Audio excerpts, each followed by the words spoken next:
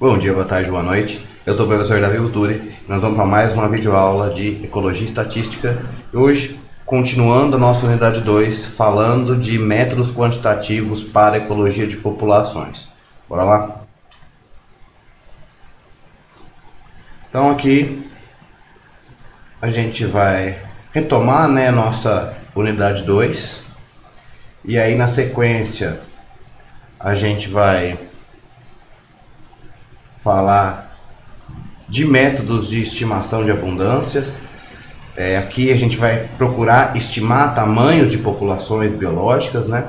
E daí, encerrando esse tópico, a gente entra na questão de padrões espaciais observados em ecologia de populações.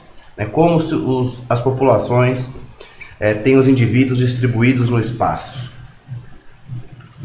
Então a gente sabe que a gente está usando a definição de população biológica como sendo um grupo de organismos similares que se reproduzem e geram descendentes viáveis, vivendo em uma área bem definida, né?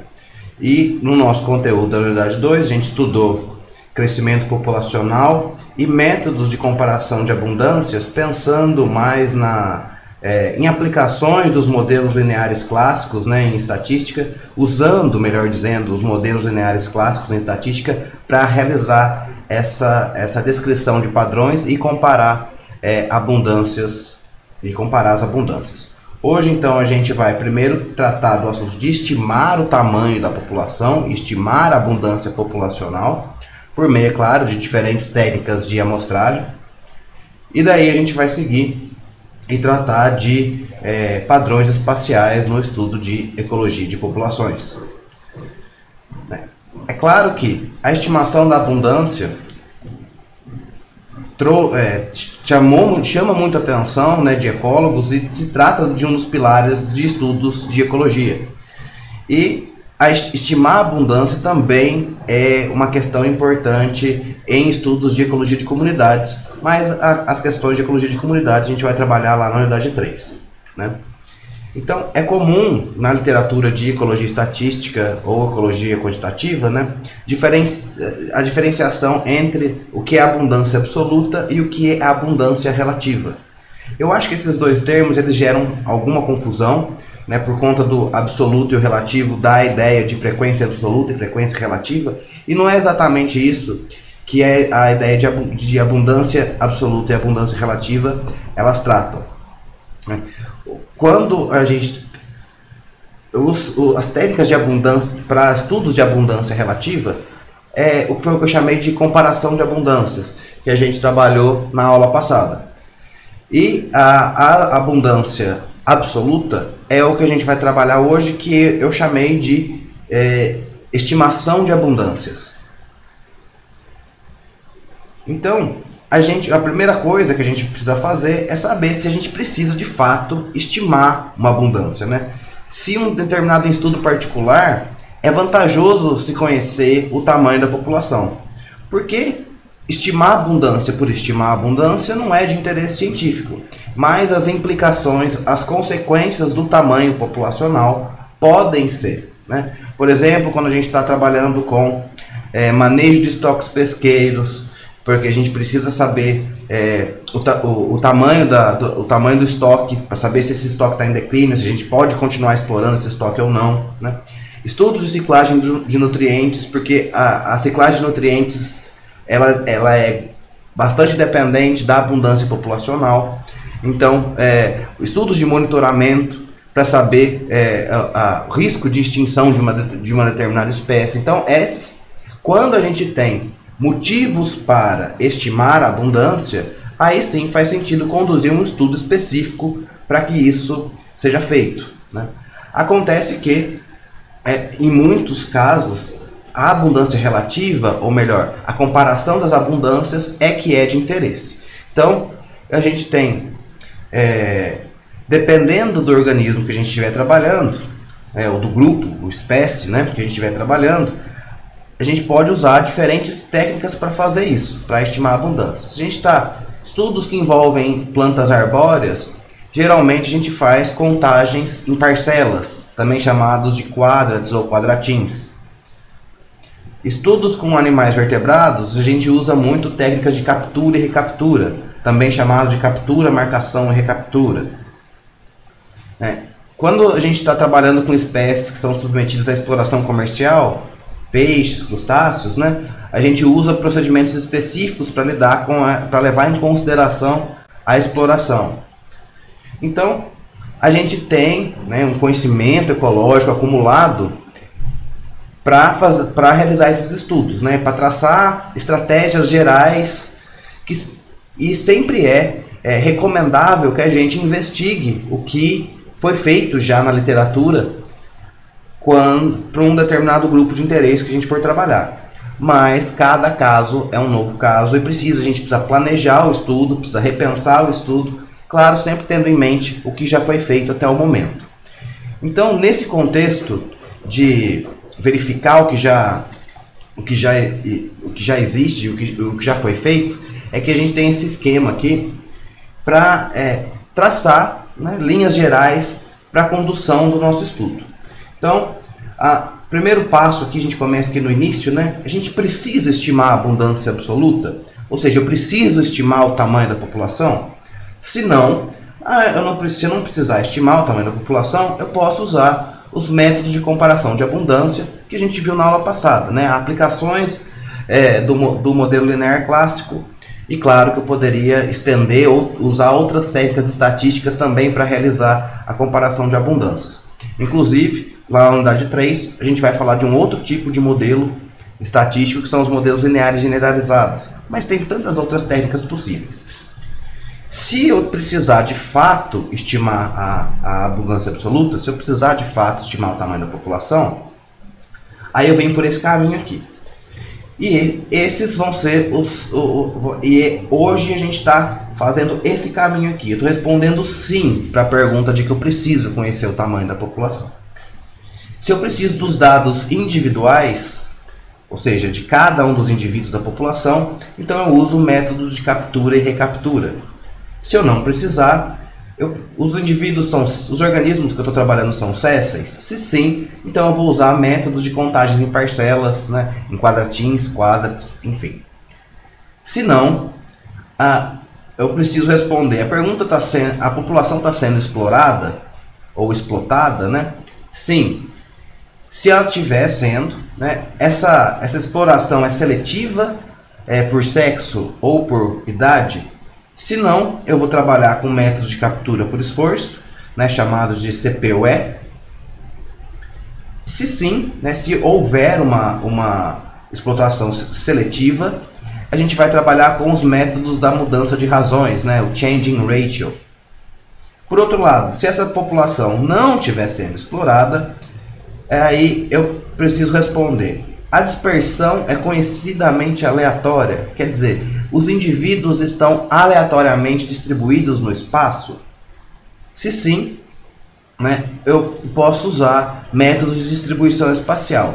Esses métodos a gente, em particular, não vai trabalhar nesse curso aqui, tá? Vou falar alguma coisa de padrões espaciais de ecologia, mas são muitos e alguns merecem mais atenção do que eu poderia resumir aqui nessa videoaula para vocês. Então, esses métodos de distribuição espacial vão ser deixados um pouquinho de lado. Então, se os indivíduos não estão distribuídos aleatoriamente no espaço, eu preciso saber se essa espécie ela é rara ou não. Se sim, né, eu posso usar métodos de transectos lineares, e se ela não for uma espécie rara, eu volto e posso usar de novo, né, os métodos de contagens em parcelas. Essas são linhas gerais, tá? Claro que cada estudo em particular precisa ser revisitado, precisa ser pensado e planejado. Então, vamos já começar na questão do método da captura e recaptura. Então, a gente está falando que sim, a gente precisa estimar o tamanho da população e que sim, os dados dos indivíduos, os dados individuais são necessários. Então, um dos métodos mais aplicados em ecologia para a gente estimar a abundância populacional é o método da captura e recaptura, também conhecido de captura, marcação, recaptura ou simplesmente marcação, recaptura. Em inglês, inclusive, né, é o Mark Recapture, que é a marcação, recaptura. Então, a ideia, né, é capturar alguns indivíduos por meio de armadilha ou de alguma forma, marcá-los, né, a gente marca esses indivíduos aí ou com anilha ou com algum tipo de etiqueta, né, libera esses indivíduos de volta para o ambiente e a gente procede com uma ou mais, né, amostragem para identificar quantos dos indivíduos capturados nessas amostragens subsequentes já estavam marcados, ou seja, foram recapturados. Esse método ele tem origem lá na área pesqueira e inicialmente o objetivo era entender os movimentos migratórios dos peixes, mas também foi adaptado para obter uma estimação do tamanho da população. E foi adaptado para outros grupos também, né?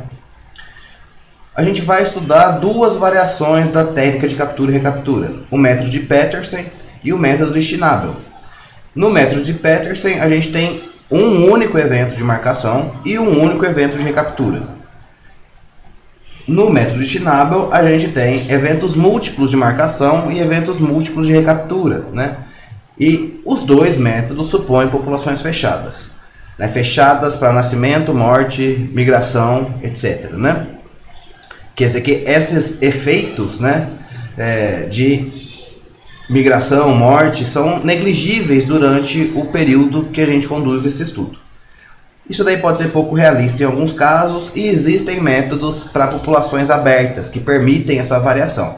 A gente não vai estudar esses métodos aqui, mas eu vou deixar como leitura complementar para vocês lerem sobre esse assunto e, se for o caso, né, aplicar esses métodos no seu estudo. Bom, no método de Petersen, a gente tem só dois momentos, né? O primeiro, em que a gente captura os indivíduos, marca esses indivíduos, todos os indivíduos capturados, e libera esses indivíduos de volta para o ambiente. E um segundo momento, em que a gente toma uma amostra aleatória, isso a gente precisa enfatizar, de indivíduos na população e que são e anota quantos deles nesse novo evento, nesse segundo evento de captura, são já estavam marcados desde o primeiro evento. Então a ideia aqui do método Schnabel, a gente tem uma população, a gente captura alguns indivíduos dessa população de alguma forma, marca esses indivíduos, né? Então eles vão estar todos marcados e devolve esses indivíduos para o ambiente. Então, no segundo momento, a nossa população biológica, né, que coincide nesse caso com a população alvo estatística, ela vai estar dessa forma, né, com alguns indivíduos marcados e vários outros ainda não marcados. Então a gente seleciona um evento de recaptura. Nesse evento de recaptura, alguns indivíduos vão já estar marcados, outros não vão estar marcados, né? E essa suposição de amostra aleatória de indivíduos é importante, apesar de ser dificilmente obtida na prática, né? Mas essa suposição existe.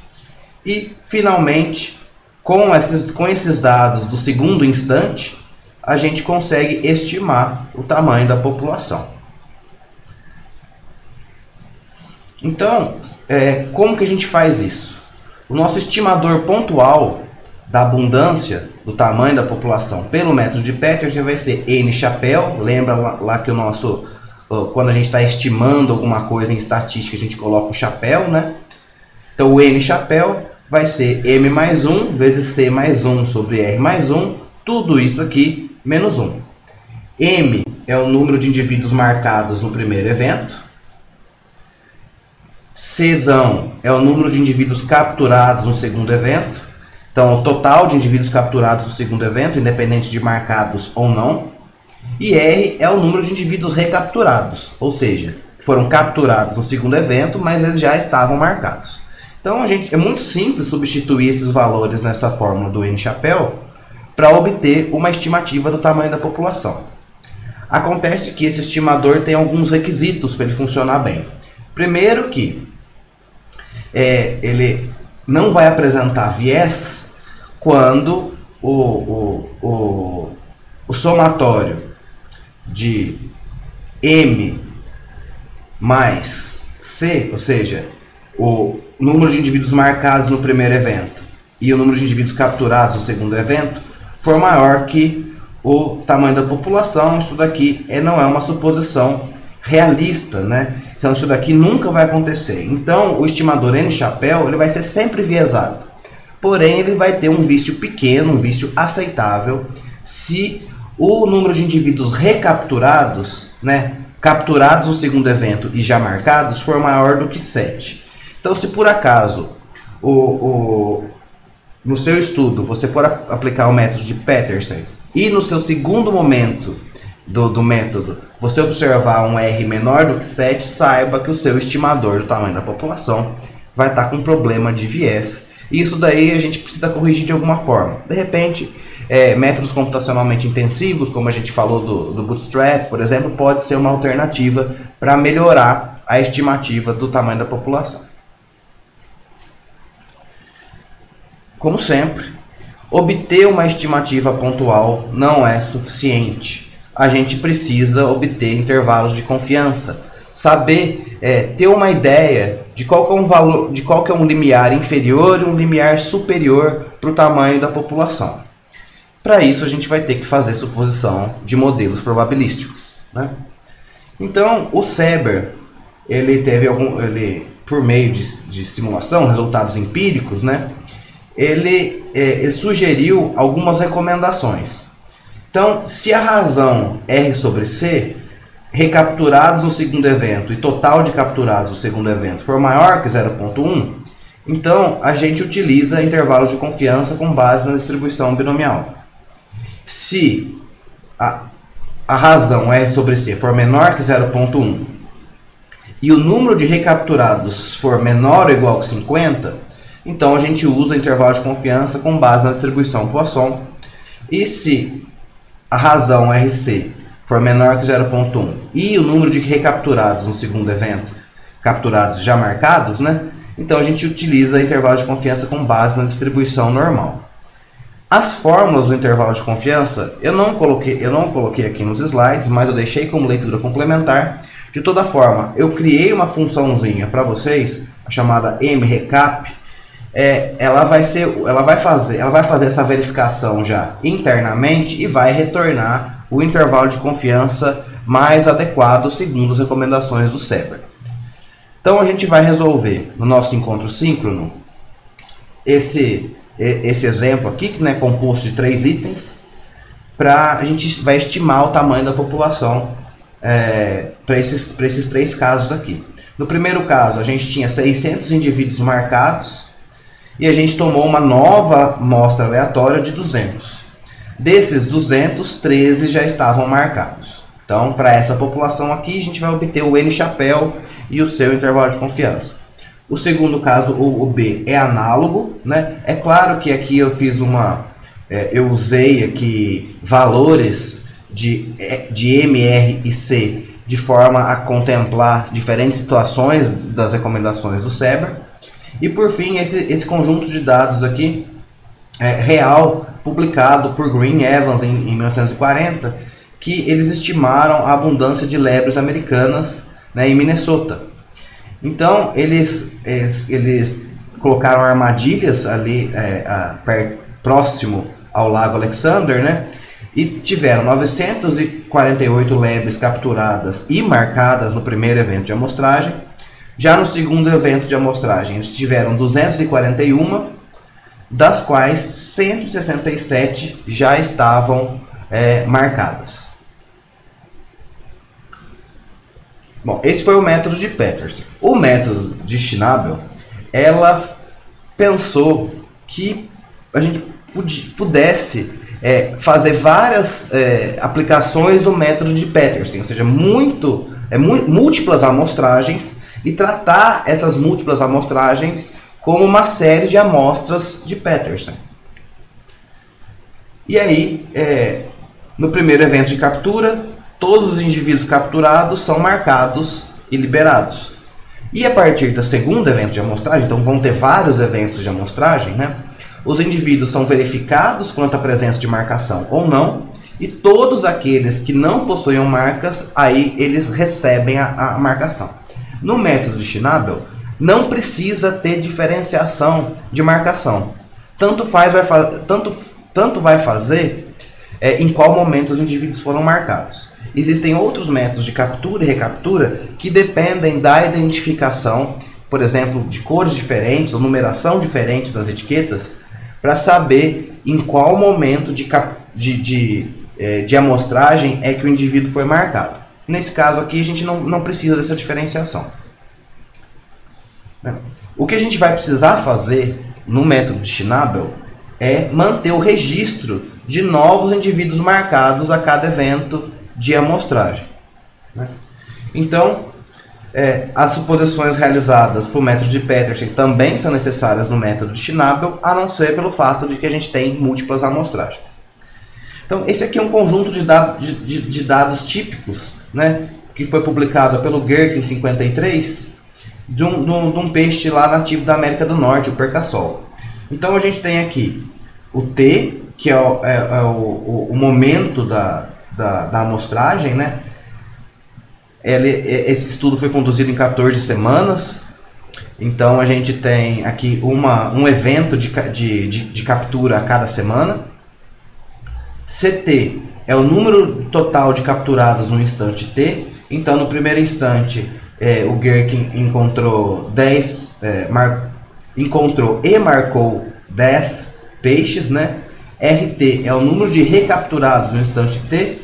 Então no instante 1 sempre vai ser 0 recapturados, porque não tem ninguém marcado ainda. E portanto o UT, que é o número de novos marcados no instante T, vai ser, no instante 1 vai ser sempre igual o total de capturados. MT é o total de marcados até T. Como no instante 1 não tinha ninguém marcado, é claro que vai ser 0 no primeiro instante.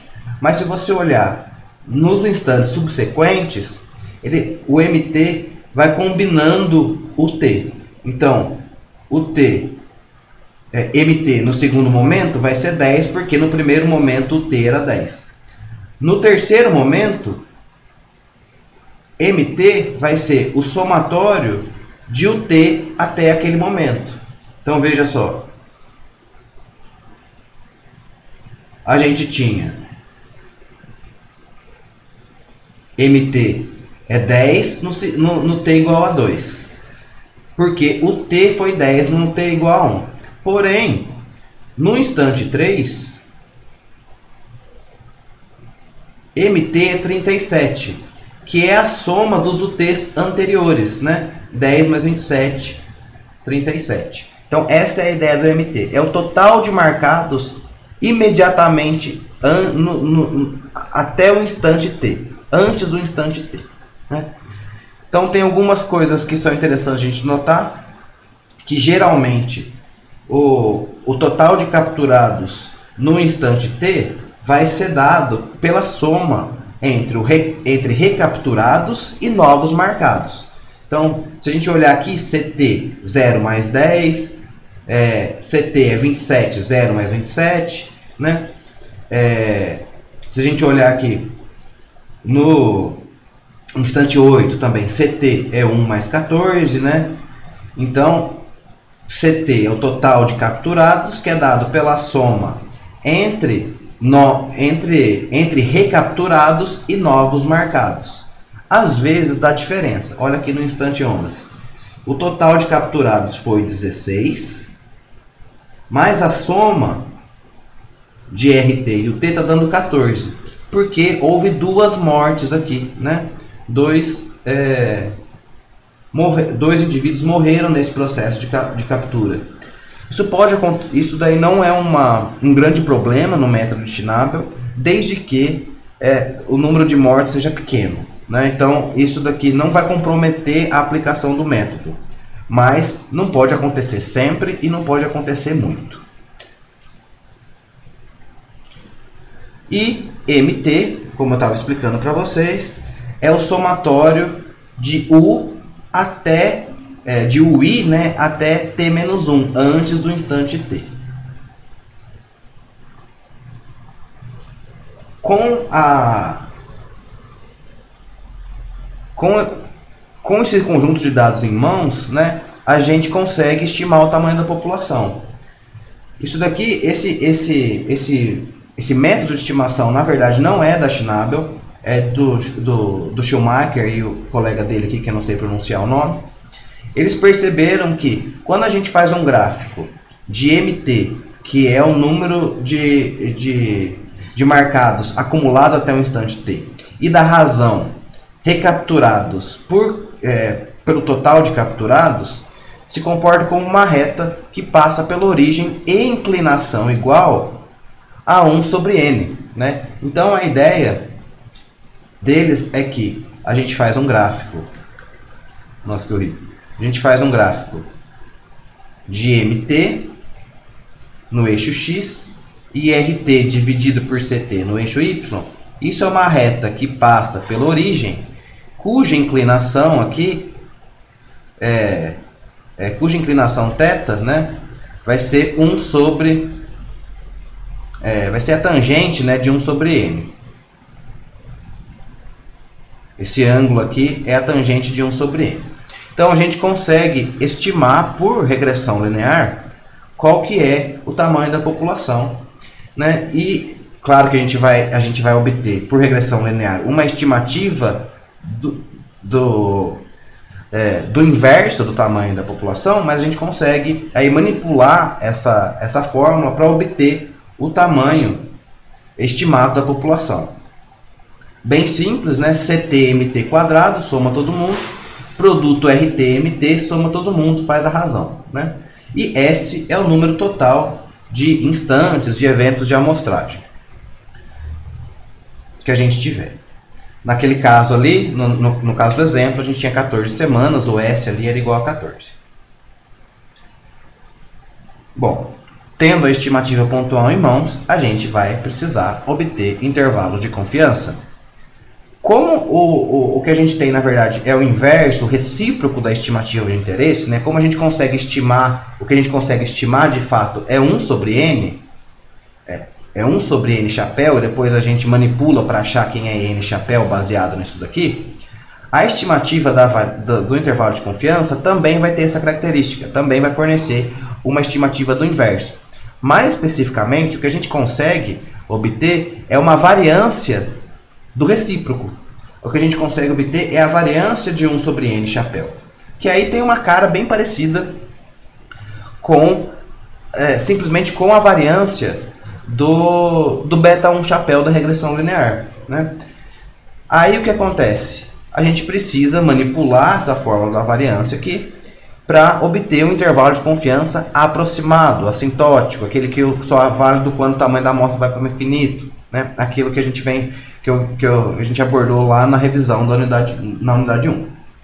De toda forma, a versão final da fórmula da variância da var de n chapéu, né, tá lá na leitura complementar, e nessa função que eu criei para vocês também está implementada a construção do intervalo de confiança para o método de Schnabel.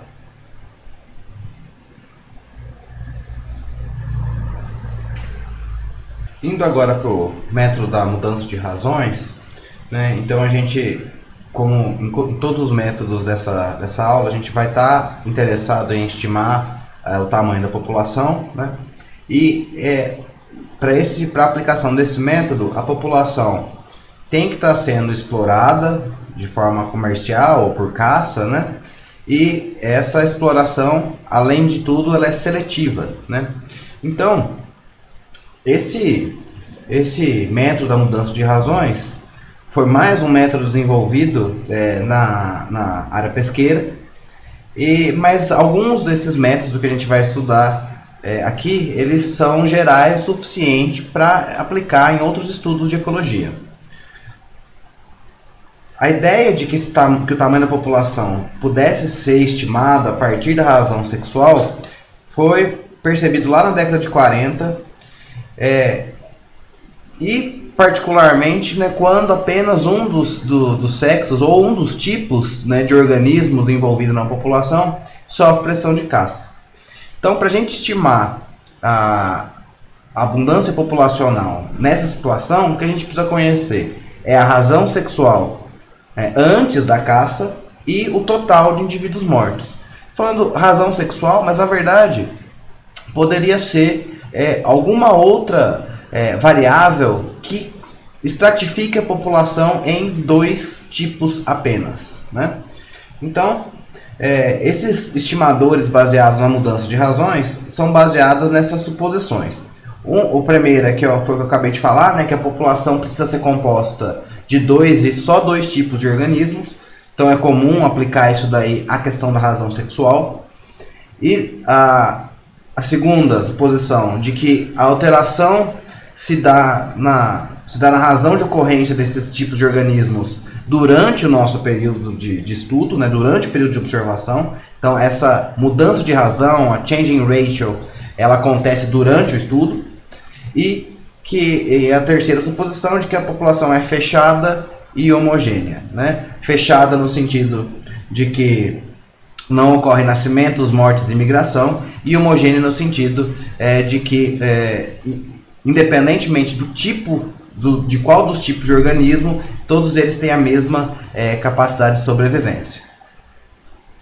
A não ser, é claro, pela seleção da exploração. Então, se a gente tiver dois tipos de organismos, vamos chamar eles de tipo X e tipo Y, a estimativa da abundância populacional total, né, independentemente do tipo de organismo, o N1 chapéu, ou seja, antes da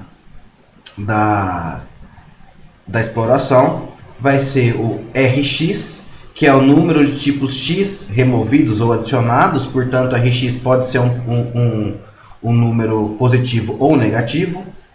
R é o número total de indivíduos removidos ou adicionados.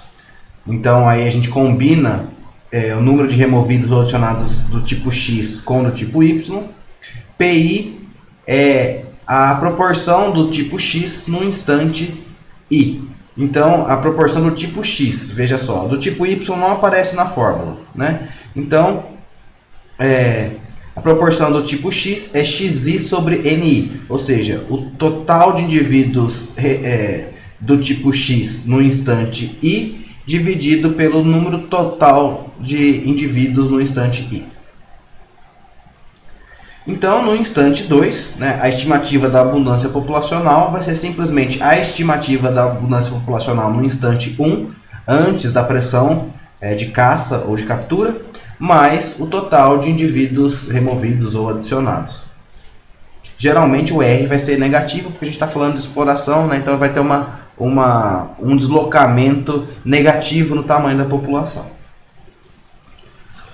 Para amostras que são suficientemente grandes, então a gente vai usar uma aproximação normal para o intervalo de confiança. Então o intervalo de confiança para o tamanho da população no instante 1, antes da pressão, vai ser a estimativa, o N1 chapéu, né, menos a margem de erro, o limite inferior, e o limite superior, N1 chapéu, mais a margem de erro. A margem de erro, como em todos os intervalos de confiança assintóticos, eles dependem da quantidade lá da tabela Z da distribuição normal padrão, vezes a raiz quadrada da variância. A variância, nesse caso, vai ser estimada como sendo a var de N1 chapéu, né, vai ser o N1 chapéu quadrado, vezes a var de P1 chapéu, mais o N2 chapéu quadrado, vezes a var de P2 chapéu, sobre tudo isso dividido por P1 menos P2 chapéu ao quadrado, né? E, usualmente, né, a variância de PI chapéu vai ser PI chapéu 1 menos PI chapéu sobre NI. Lembrando que o P1 e o P2 se referem à razão sexual, ou melhor, a razão entre a proporção do tipo X no instante 1 e no instante 2. Eu criei uma funçãozinha para fazer essas estimativas também. Então, no nosso encontro síncrono, a gente vai explorar esse problema lá no R, como fazer essas estimativas no R. Para ilustrar esse problema, a gente vai usar esse exemplo aqui, publicado em 69, do Pollock e do Hobson, que eles fizeram para aplicação do método, usaram dados hipotéticos da caça do fazão. Então, uma amostragem pré-temporada, ou seja, antes de abrir a temporada de caça, 800 das 1.400 aves adultas eram fêmeas, e após a caça, 1.800 das 2.000 aves eram fêmeas. Então aqui a gente já consegue perceber uma mudança substancial na razão sexual. Só de observar esses valores, a gente consegue verificar que os machos que sofrem pressão de caça, né? Então, durante a temporada, a gente soube que foram mortos 8.000 machos e 500 fêmeas. Está muito claro, né, por mais essa informação aqui, que quem sofre pressão de caça são principalmente os machos. A gente vai obter a estimativa pontual e intervalar da abundância de fazões, aí somando machos e fêmeas, né, baseando nessas informações. Um outro método que pode ser usado para estimar a abundância populacional de populações exploradas é o método da captura por esforço, catch per effort, né? Só que a gente aplica esse método quando a pressão não é seletiva, nem por faixa etária, nem por sexo, por nada. A pressão de captura, a pressão de caça aí é igual, independentemente dessas variáveis estratificadoras. Então, o que a gente faz é monitorar, né, a captura por unidade de esforço ao longo do tempo. Se houver declínio nessa captura por unidade de esforço, a gente vai conseguir estimar a abundância populacional. Quem percebeu isso daí foi Leslie Davis, em 39, que eles usaram, na verdade, esse método da captura por esforço para estimar o tamanho da população de ratos capturados e exterminados, né? Aí tem até uma aplicação em saúde pública desse assunto, né? Apesar de ser útil em muitas áreas da ecologia, esse método ele é um pouco restrito, porque a gente só consegue aplicar esse método se houver um declínio na captura por unidade de esforço perceptível ao longo do tempo. Então, se a captura for muito baixa em relação ao tamanho da população, a gente não vai conseguir observar declínio da CPUE e, portanto, a gente não vai conseguir estimar o tamanho da população. Então, a pressão de remoção de indivíduos tem que ser suficientemente grande em relação ao tamanho da população para que a gente consiga, de fato, observar uma diminuição da CPUE. Então, a gente tem...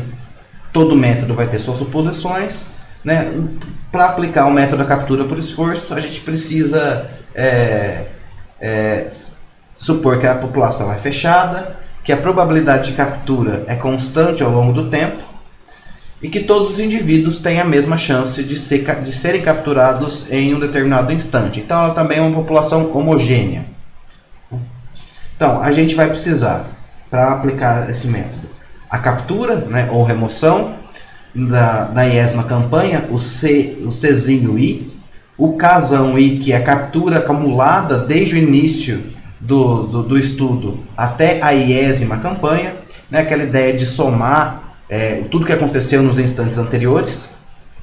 O Fzinho I, que é o esforço empregado na iésima campanha. Esse esforço pode ser medido em número de armadilhas, né, em tempo. Muitas vezes ele é medido em número de armadilhas vezes o tempo em que essas armadilhas ficaram disponíveis para capturar os indivíduos. Tem outras medidas de esforço aí, né? O Fzão I vai ser o esforço acumulado desde o início até a iésima campanha, a mesma ideia de somar todos os esforços que aconteceram antes. Então, usando essas suposições, a gente constrói um gráfico da captura acumulada, o casal I, pela CPU-E, que é a razão entre a captura da campanha I e o esforço utilizado naquela campanha. Então, se essas suposições que a gente está fazendo forem satisfeitas, o gráfico vai ser uma reta decrescente, ou seja, uma reta com coeficiente angular negativo, com um beta 1 menor do que zero, né? Então a gente vai ter um problema de regressão linear, mais uma vez, né? Em que a nossa variável dependente, a nossa variável resposta é a CPU-E, é a razão entre a captura na campanha I e o esforço na campanha I. Essa é a nossa variável dependente. A gente tem um beta 0, que é a captura por unidade de esforço na primeira campanha, ou seja, a nossa captura acumulada é 0. E o beta 1 aqui, que tem que ser, que se as suposições estiverem sendo satisfeitas no nosso problema, o nosso beta 1 vai ser menor do que 0. Mas o epsilon I aí, sob as suposições comuns do modelo linear clássico. Então, quando a CPU-E atinge o seu valor mínimo, ou seja, 0, né? Quando a gente, por mais que a gente aumente o esforço, a captura vai ser 0, esse ponto vai fornecer a estimativa de interesse, que é o nosso N-chapéu, que é a abundância inicial da população antes de qualquer remoção. Então, vamos considerar esses dados aqui. Que se refere à captura do Siri azul, que foi obtida em 12 semanas, em 12 campanhas, né? Então a gente tem aqui a captura, provavelmente em número de indivíduos, eu não anotei aqui, mas eu vou fazer essa conferência. O esforço deve ser em armadilhas hora. O YI, que é a razão da captura pelo esforço, então 33.541 dividido por 194, 172,9. A captura acumulada até o instante I, então você veja, a relação é do CI com o KI. O KI é a captura acumulada até o instante I. No primeiro instante, na primeira campanha, ninguém tinha sido capturado ainda, né? Então é 0. No instante 2, o casão I é igual à captura no instante 1. Né? Então você vê aqui que ela está aqui. Já no instante 3, a captura, o casão I, é o somatório das capturas anteriores. Né? Vai ser o 33.541 mais o 47.326 aqui. Então é assim que a gente constrói a coluna da captura acumulada. A mesma ideia a gente aplica para o esforço, né? Para o esforço acumulado. Então, na primeira campanha o esforço acumulado é 0, porque não tinha sido nenhum esforço tinha sido empregado até então. Nos instantes subsequentes, a gente vai somando a coluna do esforço. No instante 2, o Fzão 2 é igual ao Fzinho 1. No instante 3, o Fzão é igual ao Fzinho 1 mais o Fzinho 2, e assim sucessivamente. Então, se a gente fizer um gráfico da CPU-E, né, que é o Czinho I sobre o Fzinho I, e colocar no eixo X o casão I, a gente tem os pontos, né? E a gente vai ajustar uma reta, um modelo desse tipo aqui, né? Czinho I é o Fzinho I, é igual a um beta 0 mais um beta 1 KI. Quando a gente encontrar, a partir desses dados, o nosso beta 0 chapéu e o nosso beta 1 chapéu, que é menor do que 0, a gente consegue construir essa reta ajustada aqui. E a partir da reta ajustada, a gente encontra o ponto no eixo x, que fornece o nosso n chapéu. O n chapéu vai ser obtido então quando o czinho i sobre fzinho i é igual a zero. Basicamente, a gente vai fazer o nosso n chapéu vai ser tal que é o valor de KI quando o CI sobre FI igual a zero. Então, isso daqui vai ser igual. Se CI sobre FI é igual a zero, então a gente vai ter 0 é igual a beta 0 chapéu mais beta 1 chapéu KI.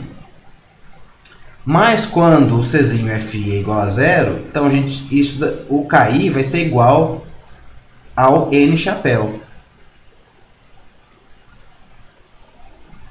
Então, o nosso N chapéu vai ser igual a menos beta 0 chapéu sobre beta 1 chapéu. Isso daqui vai dar positivo porque o nosso beta 1 chapéu é negativo. Porque a gente está observando uma relação decrescente, né? É o que eu acabei de escrever, né? A nossa estimativa do tamanho da população vai ser a razão entre as estimativas de beta 0 e beta 1, com o sinal negativo aqui. E a variância aproximada para a construção do intervalo de confiança, a var do N chapéu, tem essa fórmula aqui. Né? O nosso sigma 2 chapéu é o estimador usual da variância no modelo linear clássico. Isso daqui também, esse método também está implementado em R, e a gente vai explorar o exemplo desses dados aqui, né, lá no R, com uma funçãozinha que eu criei para a gente fazer isso. Pessoal, entrando então agora no nosso último método de estimação de abundâncias, tem muitas outras coisas para abordar e avaliar nessa questão das estimações de abundância, mas nem tudo dá para incluir na aula, a gente está com um tempo bastante reduzido, né? E eu vou falar um pouco dos métodos de contagem em parcelas, ou quadrant counts, né? Que é útil principalmente quando a gente está estudando indivíduos de espécies que são sésseis, né? Tem muita coisa para ser dita sobre isso também. Eu tenho um viés nessa área, eu gosto de estudar bastante métodos de contagens em parcelas, venho fazendo pesquisa sobre esse assunto, mas eu vou também buscar me ater aos pontos principais, tá? Deixei leituras complementares, até artigos que escrevi com colegas sobre esse assunto, mas eu não vou forçar você também a ler nada disso, não. São leituras complementares porque nem tudo dá pra gente falar aqui. E nesse assunto, né, que eu gosto bastante, tem bastante coisa para dizer. Então, o método de contagem em parcelas seja talvez um dos métodos mais utilizados por ecólogos que gostam de botânica, né? A princípio, a ideia é simples. A gente tem uma determinada área sobre a qual a gente coloca uma malha virtual, né, de possíveis unidades amostrais, ou seja, de possíveis parcelas que a gente pode visitar, e a gente escolhe algumas por algum método, quais dessas parcelas que a gente vai, de fato, visitar em campo, né? Durante a visitação, a gente assume que todos os indivíduos que são de interesse, né, são incluídos na amostra, ou seja, não tem problema de detecção, a gente consegue detectar todos os indivíduos da nossa espécie de interesse ali naquela parcela. Mas tem outras coisas que precisam ser levadas em consideração quando a gente vai aplicar um método desses em campo. Primeiro, a disposição espacial da espécie de interesse. Se essa espécie de que forma essa espécie se distribui na área, né? De qual que é o padrão espacial apresentado pela espécie. O tamanho das parcelas que a gente vai utilizar em campo, o formato das parcelas, né? E o método de seleção das parcelas que a gente vai visitar. Então, a ideia é mais ou menos essa aqui. A gente tem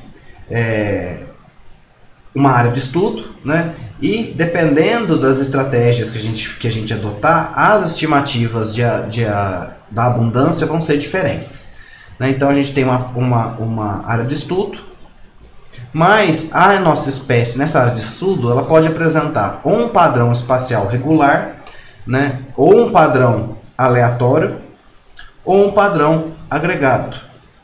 Vamos supor, né, para nossa aplicação do método, que o padrão de distribuição espacial da nossa espécie seja um padrão aleatório. Então,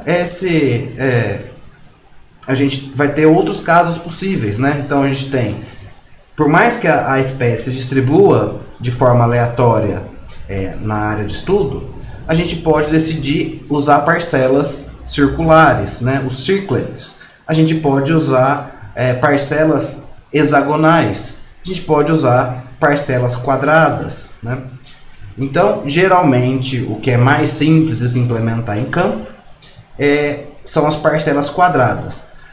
Há alguns estudos que indicam que, dependendo do seu objetivo, né, claro, mas há alguns estudos que indicam que o formato da parcela vai influenciar principalmente com relação à presença de efeito de borda, né?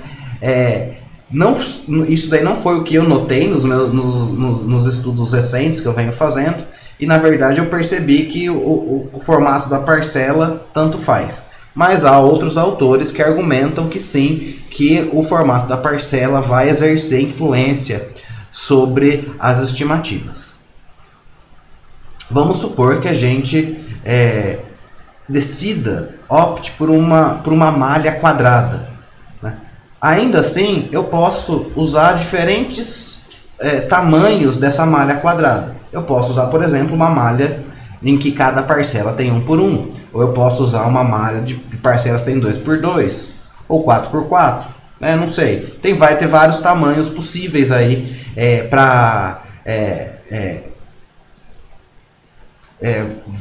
vai ter vários tamanhos possíveis para cada uma das parcelas. Vamos supor que a gente opte por uma parcela de tamanho 2 por 2, né? Mesmo optando por uma parcela 2 por 2, eu posso selecionar as parcelas aqui destacadas em rosa, né? Eu posso visitar escolher para visitação essas parcelas de acordo com um esforço pré-definido, né? De um número de parcelas total que eu vou visitar pré-definido. Eu posso selecionar as parcelas de maneira sistemática. Eu posso selecionar as parcelas de maneira aleatória, enumerar as parcelas e fazer um sorteio, né? Ou eu posso aplicar um tipo de amostragem adaptativa. A amostragem adaptativa eu seleciono uma parcela ao acaso, se ela contiver os indivíduos da minha espécie de interesse, então eu visito todas as parcelas que estão ao redor dessa primeira parcela sorteada. Concluí esse primeiro agrupamento, seleciono uma nova parcela e faço o mesmo. Se ela não contiver, se a primeira parcela selecionada não contiver nenhum indivíduo, então eu não visito as parcelas ao redor, eu descarto e faço um novo sorteio. Faço isso até completar o meu esforço amostral pré-definido, que é, né, o número de parcelas total ou a área total de cobertura que eu vou visitar. Vamos supor que eu tenha selecionado meu método de seleção de parcelas seja um método aleatório. Se nesse caso, se eu tracei todo esse esquema de estudo, o que mais vai influenciar sobre a estimação do tamanho da abundância vai ser o padrão espacial. Se ele é de fato aleatório, ou se a minha população, se os indivíduos da minha população estão de fato aleatoriamente distribuídos no espaço ou não. Veja que a gente teve que fazer essa suposição lá no início do estudo, lá no início do planejamento do estudo. Acontece que, em geral, esse padrão espacial não é conhecido, né? Apesar da gente ter tido que fazer essa suposição. Então, existe uma codependência entre a suposição do método de distribuição espacial para o estudo e, de fato, qual que é essa distribuição espacial. Às vezes eu preciso conduzir dois estudos separados ou ao mesmo tempo para fazer essa avaliação e depois ter uma estimativa com sucesso da minha abundância populacional. O fato é que, se eu tiver, de fato, nesse caso aqui, né, se eu tiver uma distribuição espacial ao acaso, e eu selecionar parcelas ao acaso na minha malha, e não houver efeito de borda, então são várias suposições, então o que vai acontecer? É que a distribuição dos meus indivíduos nas parcelas vai ter uma distribuição Poisson. E a gente já sabe que lambda, né, que é a média da distribuição Poisson, ela vai, a unidade do lambda vai ser indivíduos, nesse caso aqui, a cada 4 metros quadrados, né? Aí, para eu fazer a estimativa da abundância, eu simplesmente multiplicaria o lambda que eu encontrar, que é a média do número de indivíduos por parcela, pelo total da área. Eu teria uma estimativa da abundância. O que acontece é que, raramente, essas suposições são satisfeitas. Raramente, uma amostragem aleatória de parcelas vai produzir uma amostragem aleatória de indivíduos. E, raramente, esses indivíduos vão estar distribuídos de forma aleatória no espaço. Então, é o que dá gancho para o nosso próximo estudo, que é o estudo da distribuição espacial dos indivíduos no espaço. Vamos lá. Bom, nos estudos de padrões espaciais, existe uma dependência sempre da escala do estudo. A escala em que a gente vai elaborar ou verificar a existência de um determinado padrão. Tem um consenso entre os ecólogos que qualquer espécie está agregada em alguma escala. Por que isso? Porque não tem tubarão na Mata Atlântica, né? Não tem sequoia no meio do Oceano Pacífico, né? Então, para alguma escala, todas as espécies têm um comportamento agregado. Mas nessa escala global, ela não é de importância imediata, não é de interesse prático, né? Então, tem muitos estudos que demonstram que para escalas de interesse, de fato, né, mesmo nessas escalas, o padrão mais comum que a gente observa na natureza é o padrão agregado. Os processos que levam a essa agregação são múltiplos e podem depender do comportamento da espécie, de estratégia reprodutiva ou fatores ambientais, disponibilidade de recursos, né? Então, uma série de coisas vão influenciar na questão do padrão espacial. Mas a gente não vai se concentrar nos processos que levam a esses padrões, mas a gente vai procurar quantificar o padrão espacial, ou seja, quão agregadas estão essas populações em uma determinada escala de interesse, né? Então, o principal objetivo da gente quantificar a agregação, ou de repente chamar isso de nível de agregação, é com o objetivo de comparar, né, esse nível de agregação. Pode ser de interesse, né, dependendo, é claro, do contexto, verificar se o nível de agregação de uma determinada população muda com o tempo, ou se duas populações, de repente separadas geograficamente, duas populações de uma mesma espécie, claro, exibem padrões de agregação distintos. De repente, o nível de agregação diferente entre essas populações. Então, a gente precisa medir a agregação e tem formas diferentes para a gente fazer isso. Por exemplo, usando unidades amostrais artificiais em oposição ao uso de unidades amostrais artificiais. O que são essas unidades amostrais artificiais?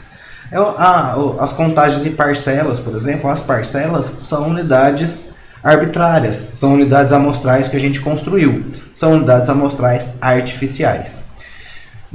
Por outro lado, a gente pode estudar também a agregação por meio de unidades amostrais naturais. Às vezes, quando a gente vai estudar, por exemplo, a distribuição espacial de pragas em plantas, por exemplo, as plantas que estão sendo hospedeiras dessas pragas, elas constituem unidades amostrais naturais.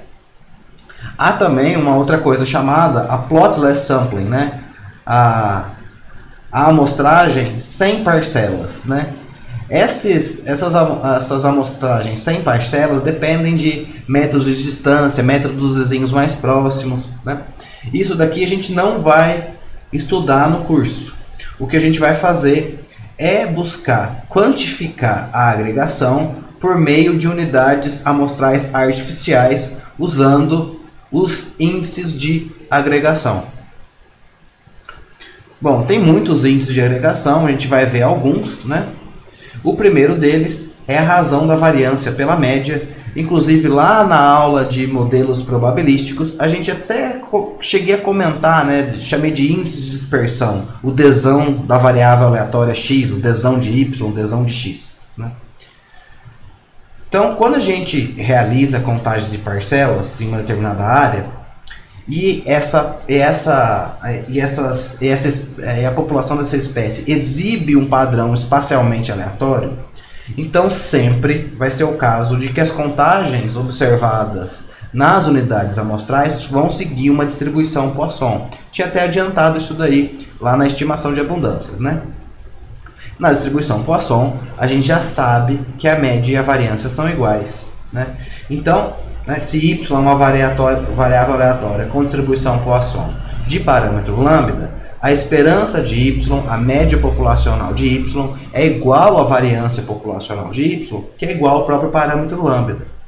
De forma que o índice da variância pela média, a gente pode estimar como sendo S2 sobre y barra, né? A variância amostral sobre a média amostral. Então, o índice da variância pela média, que lá a gente tinha chamado o desão de y, que é a variância de y sobre a esperança de y, o desão de y pode ser estimado, né, pelo índice da variância pela média, que é simplesmente a variância amostral sobre a média amostral. Esse índice da variância pela média, a gente poderia pensar que se ele for próximo de 1, isso indica que a população sob estudo exibe um padrão espacialmente aleatório, um padrão espacial aleatório.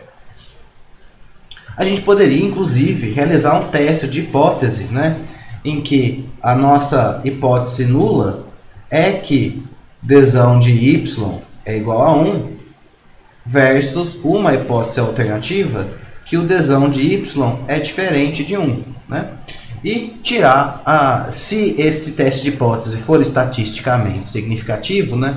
Existe uma estatística de Q quadrado para realizar esse teste de hipótese, e se ele for diferente de 1, a gente poderia tirar conclusões a respeito do padrão espacial. Isso seria bonito se fosse verdade, né? Mas isso de fato não acontece. Tem até deixei um artigo para vocês na leitura complementar que trata das distribuições unicornianas do Hilbert. Ele faz essa brincadeira com a distribuição espacial de unicórnios, mas para mostrar que nem toda distribuição que tem um índice da variância pela média igual a 1 implica em distribuição Poisson e, portanto, implicaria em distribuição espacial aleatória. Então, não funciona. O índice da variância pela média, ele é uma descrição, serve como um descritor, como uma estatística descritiva, como uma estatística resumo, mas não é de fato, ele falha em quantificar a agregação populacional, porque existem muitas outras distribuições espaciais que levam a um índice de variância pela média igual a 1, que não sejam os aleatórios, né? Então, o índice da variância pela média, ele foi mal utilizado, ele é mal interpretado por décadas na literatura, e ele não deve ser tomado como uma medida de agregação pura, né? Porque o índice da variância pela média, além de ter esses problemas das distribuições com as distribuições unicornianas, ele também depende da densidade populacional, né? Eu deixei o artigo do Hubert aí, que foi publicado em 90, como leitura complementar. Então, para retratar essa dependência do índice do índice da variância pela média, vamos pensar o seguinte: se uma determinada população, a gente retira uma fração da população ao acaso, a gente fosse capaz de enumerar os indivíduos dessa população e sortear uma proporção de indivíduos que vão ser removidos, será que isso deveria afetar o padrão espacial dos indivíduos que ficaram lá na população? Após a remoção, a gente deve entender que esses indivíduos estão menos agregados, porque a gente retirou uma determinada parcela de uma determinada fração de indivíduos, né? Nesse contexto, o David e o Moore propuseram um chamado índice de amontoamento, o Index of Clumping, né? Que é simplesmente o IC, né? É simplesmente o índice da variância pela média menos 1, mas ele sofre dos mesmos tipos de limitações que o índice da variância pela média, né? Então, apesar das respostas a essas perguntas, né, no nosso experimento mental, elas não sejam imediatas, e qualquer uma das duas definições que você decidir adotar, tudo bem, vão tá corretas, de repente, um índice para medir de fato a agregação das populações seja um que seja independente da densidade populacional. Não é o caso do índice do David Moore, do índice de amontoamento, né? Uma outra possibilidade para se usar como um índice de agregação seja ajustar a distribuição binomial negativa às contagens observadas nas parcelas. E aí a gente poderia usar uma estimativa do parâmetro kappa de superdispersão, o kappa chapéu, né, como uma medida de agregação. Muitos autores preferem utilizar o inverso do kappa chapéu, que eu chamei ali de K' chapéu, que é 1 sobre o kappa chapéu, por conta de uma interpretação, né? Se o kappa' chapéu aqui for pequeno, então os indivíduos estão pouco agregados e exibem um padrão mais próximo do aleatório. Nesse caso, né, quando o kappa' chapéu vai para zero, tende a zero, então o padrão, a distribuição, que era binomial negativa, tende a distribuição Poisson. Mas se o kappa' chapéu for grande, então os indivíduos estão fortemente agregados, né? Isso daí, a interpretação é invertida para o kappa chapéu direto, né? Mas tanto faz qual das duas quantidades você vai usar, desde que a interpretação, né, siga de acordo aí. Então, apesar do kappa' ou do kappa' chapéu constituírem uma boa medida de agregação, porque não depende da densidade populacional, ele depende de que as contagens nas parcelas de fato sigam uma distribuição binomial negativa. Eu preciso pegar o meu conjunto de dados, as minhas contagens, ajustar uma distribuição binomial negativa e avaliar, né, fazer o diagnóstico se aquele ajuste está adequado ou não. Se o ajuste não estiver bom para a binomial negativa, quer dizer que eu não posso usar o kappa' ou o kappa' chapéu como medidas de agregação, né? E a gente vai ter um problema se a gente fizer isso daí. Um outro índice, né, que foi proposto para medir a agregação foi feito pelo Lloyd, né, o índice do ajuntamento médio, o mean crowding, né? Então, o Lloyd chamou o M' aqui, né, o índice de ajuntamento médio, como sendo se a gente tiver Q unidades amostrais, Q de quadratins, né? Se a gente tiver Q quadrats na nossa malha, o M estrela vai ser o número de indivíduos ocupando a iésima parcela vezes o número de indivíduos ocupando uma determinada parcela menos 1 sobre N, em que N é o total de indivíduos observados, né? O somatório aqui do N vai de I igual a 1 até Q também, né? Então, não confunda o Nzinho aí, que é o número total de indivíduos observados, com o Q, que é o número de parcelas que a gente já mostrou, né? O M estrela pode ser entendido como nível de agregação que o indivíduo experimenta, né? Ele está sujeito à densidade populacional e deve estar sujeito à densidade populacional, porque o M estrela é uma coisa que aquele indivíduo está vivenciando, é a pressão que aquele indivíduo vivencia pensando no entorno dele, com quantos indivíduos ele está partilhando aquela determinada unidade amostral. Então o M estrela é sim independente da densidade populacional, como deve ser. E tem algumas relações interessantes, né, do M estrela. Por exemplo, o M estrela é igual à média do número de indivíduos nas parcelas, mais o índice do David Moore, que é o índice de clumping, né? Mas o índice de clumping, por sua vez, é simplesmente o índice da variância pela média menos 1, né? Então, o M estrela do Lloyd pode ser entendido como a média mais a média amostral mais a variância amostral dividido pela média amostral menos 1. Essa é uma outra forma de se calcular o M estrela, ao invés de usar essa fórmula aqui.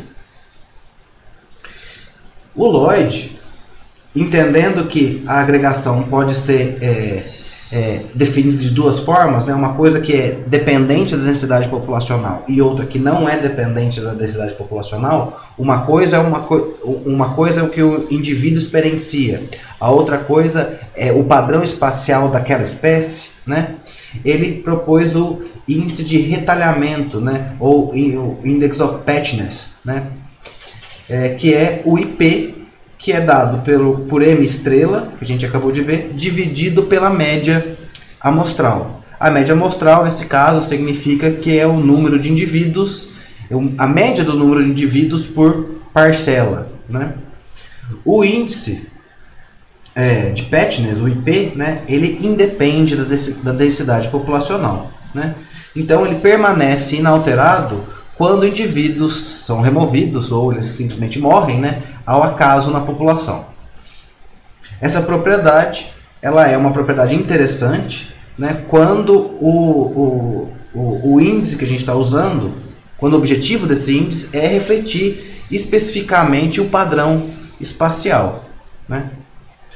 O que limita o uso do índice de retalhamento é que os testes de hipótese não estão prontamente disponíveis, né? O que limita o uso do índice de retalhamento para uma análise que é puramente descritiva.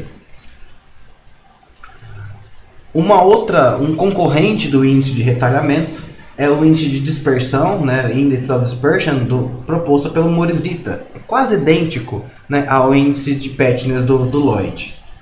Mas ele tem uma lógica que vale a pena a gente explorar um pouquinho. Então, suponha que, né, que em uma determinada população, a gente utiliza para mostrar essa população que parcelas, né? Cada indivíduo amostrado ele recebe uma etiqueta que informa a qual parcela ele pertence, né? Então, imagine que YI seja o número de indivíduos que a gente encontrou na iésima parcela. Então, a probabilidade de que quaisquer dois indivíduos selecionados ao acaso nessa amostra pertençam à mesma parcela vai ser o delta, né? Essa probabilidade delta. Delta, então, está, portanto, entre 0 e 1, porque ele é uma probabilidade, né? É YI vezes YI menos 1, dividido por n, e nosso n aqui novamente é o somatório de y para indo de 1 até q, né? Dividido por n vezes n menos 1. Né? O que a gente está fazendo aqui? Peguei um indivíduo, né? Sorteei um indivíduo. A probabilidade de que o próximo indivíduo sorteado pertença à mesma parcela vai ser yi menos 1 dividido por n menos 1. Eu estou simplesmente fazendo isso daqui, né? yi sobre n, que é a probabilidade de sortear um indivíduo da parcela i. Então, esse somatório aqui eu estou colocando para todos os indivíduos da parcela i, né? Vezes yi menos 1, porque se eu já sorteei um indivíduo daquela parcela, eu tenho que multiplicar por 1, subtrair 1, vezes n menos 1.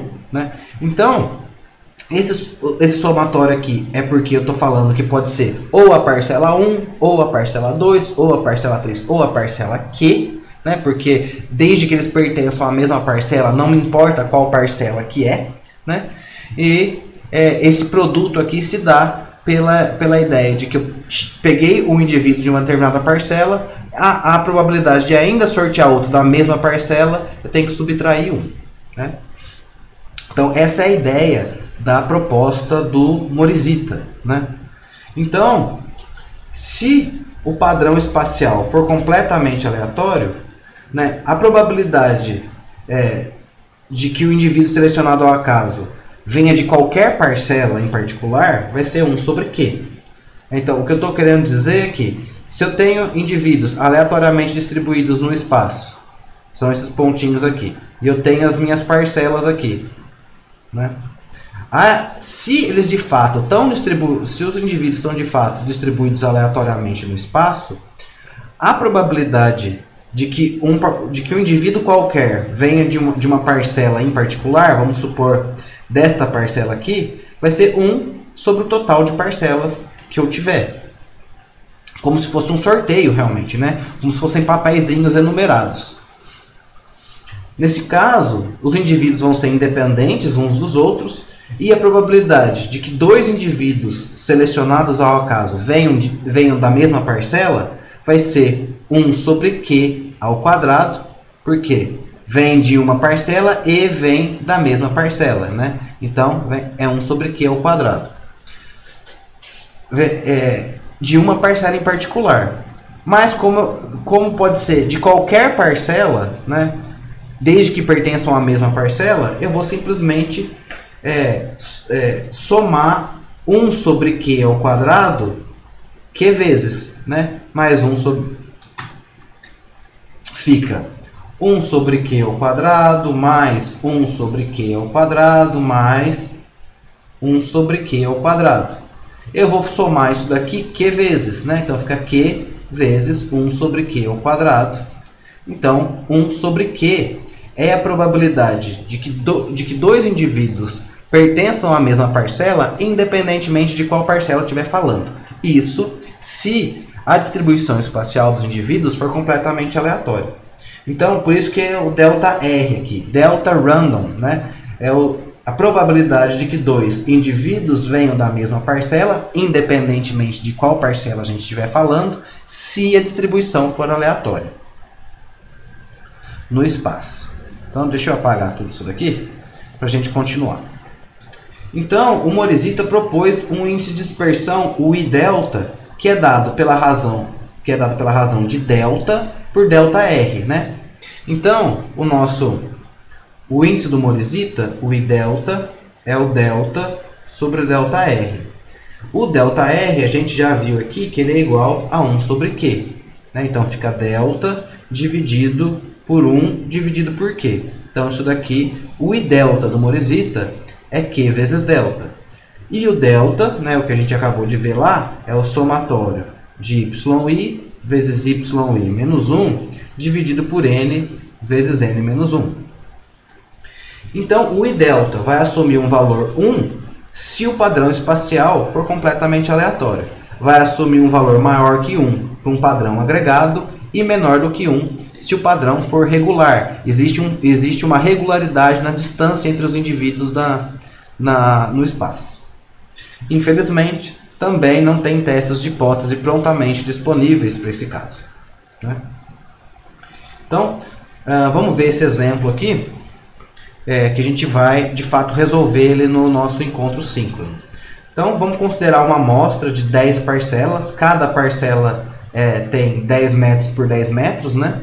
Que foram selecionadas aleatoriamente numa malha, cobrindo a porção mais interior da mata das vespas no Pernambuco, né?